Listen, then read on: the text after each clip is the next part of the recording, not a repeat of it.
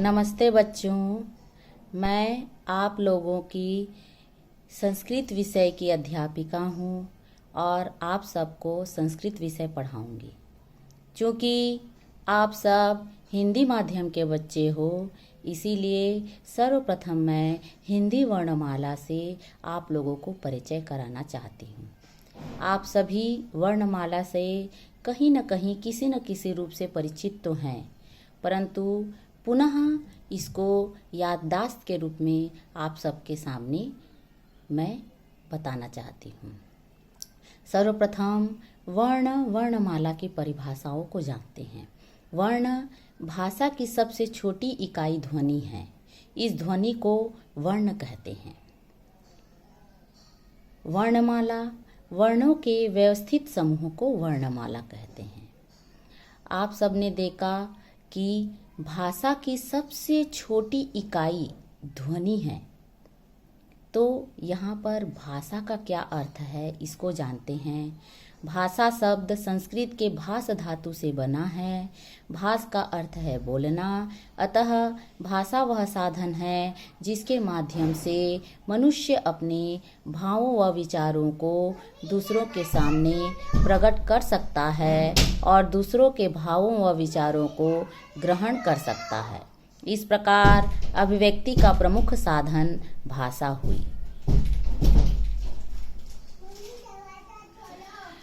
हिंदी में उच्चारण के आधार पर 45 वर्ण हैं, जिसमें 10 स्वर और 35 व्यंजन हैं, एवं लेखन के आधार पर 52 वर्ण हैं, जिसमें 13 स्वर, 35 व्यंजन, 4 संयुक्त व्यंजन हैं।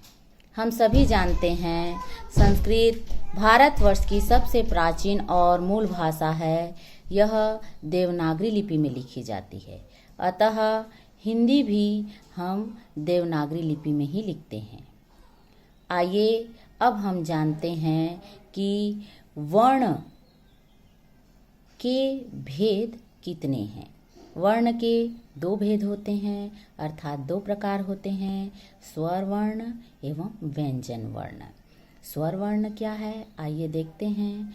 जिन वर्णों का उच्चारण स्वयं अर्थात किसी अन्य वर्ण की सहायता के बिना ही होता है, उसे हम स्वर वर्ण कहते हैं।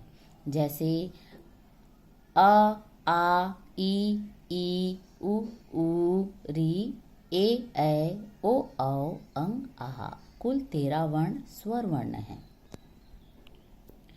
अब हम आगे देखते हैं स्वरों का वर्गीकरण। स्वरों को 3 भागों में बांटा गया है: ह्रस्व स्वर, दीर्घ स्वर और प्लुप्त स्वर। ह्रस्व स्वर जिनके उच्चारण में केवल एक मात्रा का समय अर्थात कम से कम समय लगता है, वे ह्रस्व स्वर कहलाते हैं। इन्हें मूल स्वर भी कहा जाता है। ह्रस्व स्वर 4 हैं: छोटा अ, छोटा ई, छोटा उ, री, 4 वर्ण। दीर्घ स्वर जिन स्वरों के उच्चारण में 2 मात्रा का समय अर्थात ह्रस्व से दुगना समय लगता है, उन्हें दीर्घ स्वर कहा जाता है। दीर्घ स्वर 7 वर्ण हैं: बड़ा आ, बड़ा ई, बड़ा उ, ए, ऐ, ओ, औ। अब हम देखते हैं प्लुप्त स्वर। जब किसी को दूर से पुकारा जाता है तो अंतिम स्वर को खींचकर लंबा कर दिया जाता है। इस प्रकार इनके उच्चारण में 2 से अधिक मात्राओं का समय लगता है, तो इसे हम प्लुप्त स्वर कहते हैं। जैसे ओम, यहाँ पर ओ प्लुप्त स्वर है। अन्य उदाहरण के अंतर्गत हे, अरे आदि। यहाँ हम अंग और आहा को अयोगवाह कहते हैं।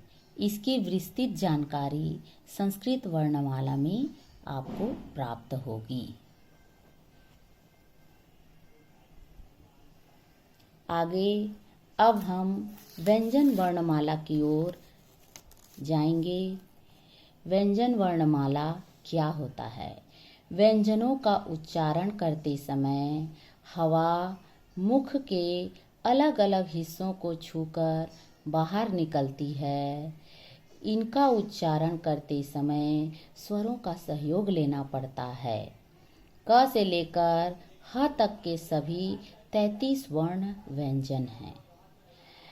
आप लोग समझ ही गए होंगे कि व्यंजन को हम बिना स्वर के सहयोग से नहीं उच्चारण कर सकते और यह व्यंजन वर्ण उच्चारण करते समय मुख के अलग अलग हिस्सों को छूकर हवा बाहर निकलती है। अब हम देखते हैं व्यंजनों का वर्गीकरण। स्पर्श व्यंजन, अंतःस्थ व्यंजन, ऊष्म व्यंजन, द्विगुण व्यंजन और संयुक्त व्यंजन वर्ण। स्पर्श व्यंजन जिन वर्णों के उच्चारण करने के लिए जिह्वा मुख के किसी एक भाग का स्पर्श करती है और वायु कुछ रुक कर एक झटके के साथ बाहर निकलती है, उन्हें स्पर्श कहा जाता है। जो इस प्रकार के वर्ण हैं, क वर्ग कंठ से उच्चारित होते हैं, क, ख, ग, घ, ङ। च वर्ग तालु से उच्चारित होते हैं, च, छ, ज, झ, ञ। ट वर्ग मूर्धा से उच्चारित होते हैं, ट, ठ, ड, ढ, अण। त वर्ग दंत से उच्चारित होते हैं, त, थ, द, ध, न। प वर्ग ओष्ठ से उच्चारित होते हैं, प, फ, ब, भ, म। अंतःस्थ वर्ण इन वर्णों का उच्चारण वायु को रोककर कम शक्ति लगाकर किया जाता है। ये स्वर व व्यंजनों के मध्य में स्थित होने से ही अंतःस्थ कहे जाते हैं।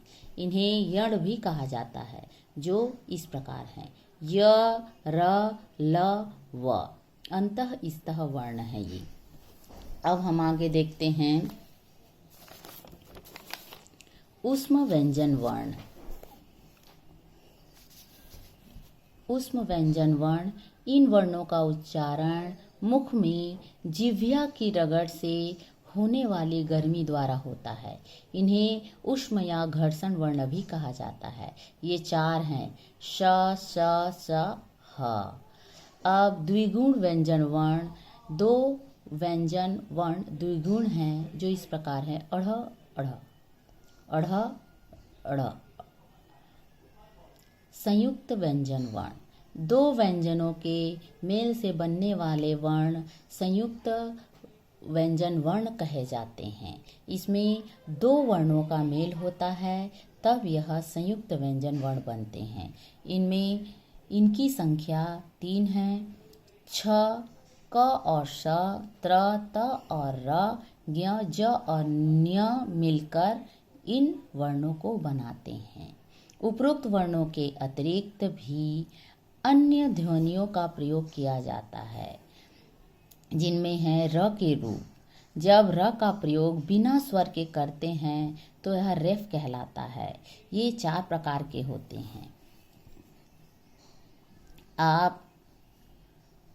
आप देख ही रहे हैं, व्यंजन के पूर्व रेफ का प्रयोग में सूर्य, पर्व, हर्ष आता है।